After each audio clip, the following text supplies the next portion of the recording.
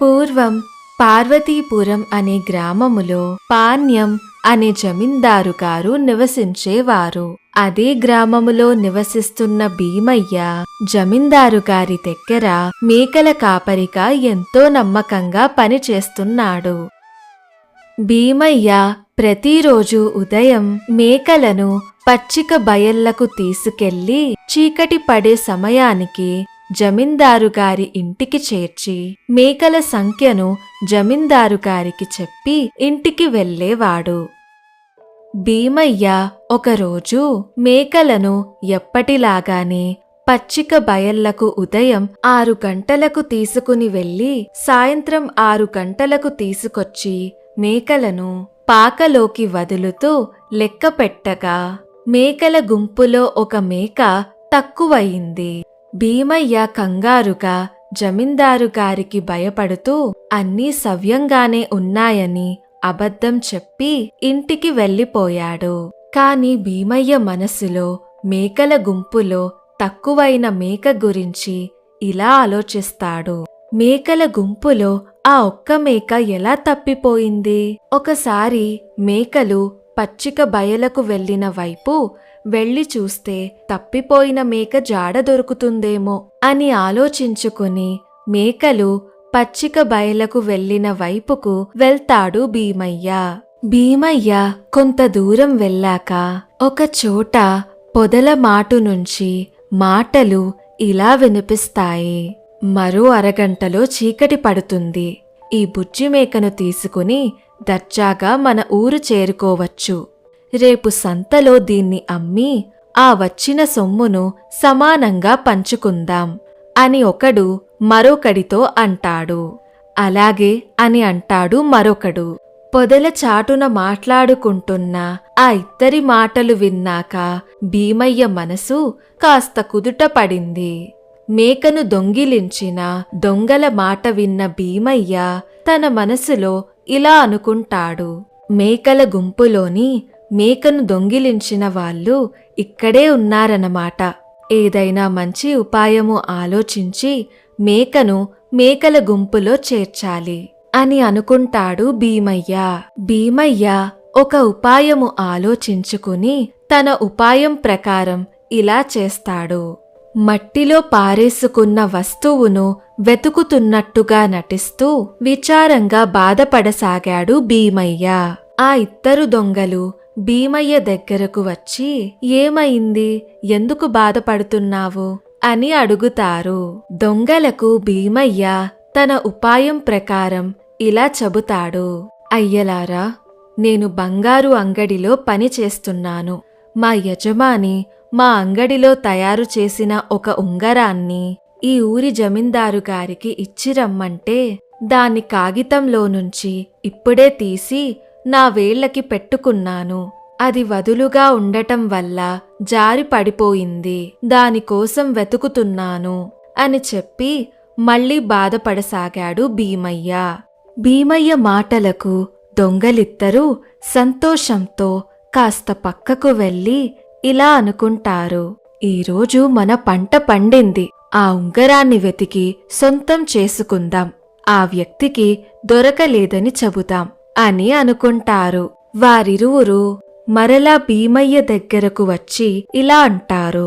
ఇదిగో, బాధపడకు, ఉంగరాన్ని మేము కూడా వెతికి పెడతాం. నువ్వు ఈ మేకను జాగ్రత్తగా చూస్తుండు అని మేకను భీమయ్యకు ఇస్తారు దొంగలిద్దరూ. భీమయ్యను చూడగానే ఆ మేక ఎంతో ప్రేమతో భీమయ్య దగ్గరకు వెళ్తుంది. భీమయ్య మేకను దగ్గరకు తీసుకుని ఇలా అంటాడు. నేను దీన్ని చూసుకుంటాను. మీరు ఉంగరాన్ని త్వరగా వెతికి పెట్టండి అని అంటాడు దొంగలతో భీమయ్య. దొంగలిద్దరూ ఉంగరం వెతుకుతుండగా భీమయ్య మెల్లగా ఆ మేకను తీసుకుని చకచకా నడుచుకుంటూ జమీందారు గారి ఇంటికి చేరుకుంటాడు.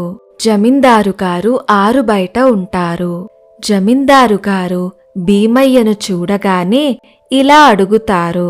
ఏంటి భీమయ్య, గంట క్రితమే మేకల సంఖ్య లెక్క చెప్పి ఇంటికి బయలుదేరావు. మరలా ఈ మేక ఏంటి? ఈ మేకను ఎక్కడి నుంచి తీసుకొస్తున్నావు అని అడుగుతారు జమీందారు గారు భీమయ్యని. జమీందారు గారు అడిగిన ప్రశ్నకు భీమయ్య భయపడుతూ ఇలా చెప్తాడు. అయ్యా, నన్ను క్షమించండి. సాయంత్రం మేకల గుంపు సంఖ్యను చెప్పినప్పుడు ఒక మేక తక్కువయింది. నేను భయంతో మేకల గుంపు సంఖ్యను ఎప్పటిలాగానే సరిపోయాయి అని మీకు అబద్ధం చెప్పాను అని చేసిన తప్పుకు క్షమాపణ కోరుకుంటూ జరిగింది ఇలా చెప్తాడు. అయ్యా, నేను తప్పిపోయిన మేక జాడ తెలుస్తుందేమో అని కంగారుగా భయముతో మేకలు పచ్చిక బయలకు వెళ్లిన వైపుగా వెళ్ళాను. ఒకచోట మేకను దొంగిలించిన వాళ్ళు ఇలా మాట్లాడుకుంటున్నారు. దొంగిలించిన మేకను సంతలో అమ్ముకుని వచ్చిన సొమ్మును ఇరువురు చెరుసకం చేసుకుందామని మాట్లాడుకుంటున్నారు. వారిరువురి మాటలకు మేక వారి దగ్గరే ఉందని గ్రహించి ఉపాయము ఆలోచించుకుని ఇలా చేశాను. నేను బంగారపు అంగడిలో పనిచేసేవాడినని ఉపాయం ఆలోచించి వాళ్లను ఉంగరం వెతికే పనిలో నిమగ్నం అయ్యేలా చేసి వాళ్లకు అనుమానం రాకుండా నెమ్మదిగా మేకను తీసుకుని వచ్చాను ప్రభూ అని జరిగింది చెప్తాడు భీమయ్య. జరిగిందంతా విన్న జమీందారు గారు 2 మనుషులను భీమయ్యతో పంపించి ఆ దొంగలను తీసుకురండి అని చెప్పారు జమీందారు గారు.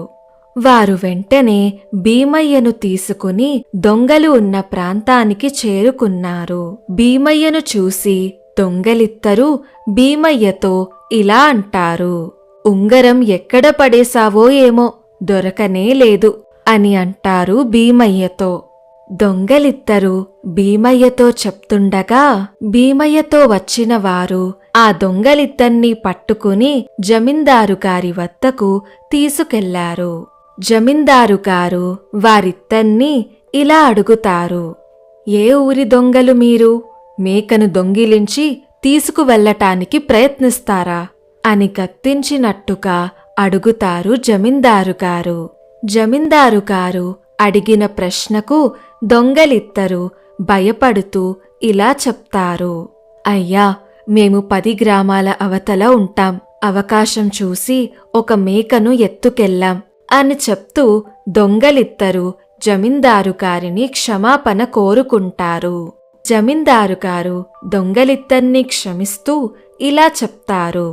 ఇంకెప్పుడూ దొంగతనం చెయ్యకండి అని చెప్తూ వారికి కొలువు కల్పించి క్షమించారు జమీందారు గారు.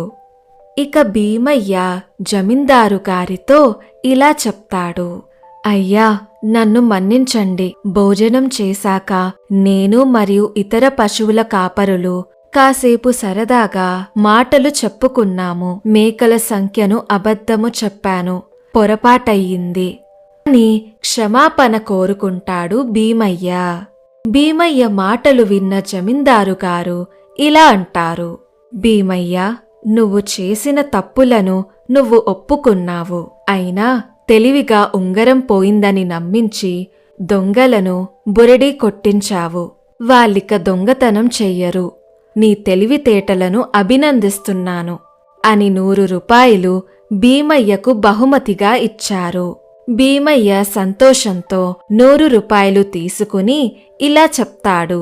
సంతోషమయ్యగారు, ఇక మీదట జాగ్రత్తగా ఉంటాను అని జమీందారు గారికి కృతజ్ఞతలు చెప్పుకుని ఇంటికి వెళ్ళిపోతాడు భీమయ్య. మన అవసరాల కోసం ఎదుటివారి జీవితాన్ని ప్రశ్నార్థకంగా మార్చరాదు. ఈ కథ మీకు నచ్చినట్టయితే లైక్, షేర్ అండ్ కమెంట్ చేయండి. మరిన్ని అద్భుతమైన కథల కోసం మన ఛానల్ని సబ్స్క్రైబ్ చేయండి.